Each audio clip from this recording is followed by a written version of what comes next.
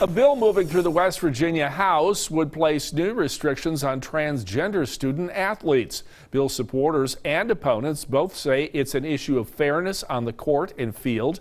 West Virginia Tonight reporter Haley Kosick joins us to look at both sides of the argument. Haley. Bill supporters believe transgender athletes have an unfair advantage over non-transgender athletes. Those against the bill believe it's against basic human rights to keep them from playing the sport they love.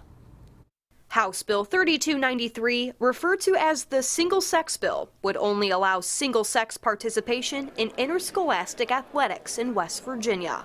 Bill sponsors believe this would level the playing field. Look at other states and some of their state championships and that have been taken away from those in their biological sex, from those identifying as another sex, and that takes the fairness aspect away from it.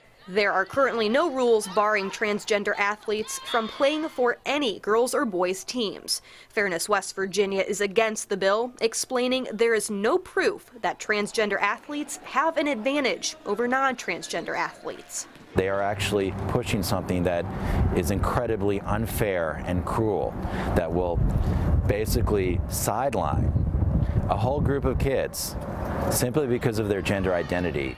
The bill would require birth certificates for public school admission, confirming a student's sex at birth.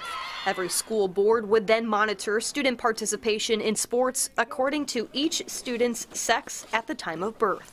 Sports mean a lot to a lot of families, and it means a lot to our hometowns, and we want to make sure we keep that sacred to those. They have it rough, and to prevent them from being able to follow their friends into the sports of their choice only further isolates this already isolated group. Now today, the single-sex bill passed through the House Judiciary Committee, advancing to the House floor for its first reading. This week, Mississippi's governor signed a similar bill into law, and 8 other states are considering one. On the other side, 16 states allow student athletes to participate in sports based on their gender identity. Mark?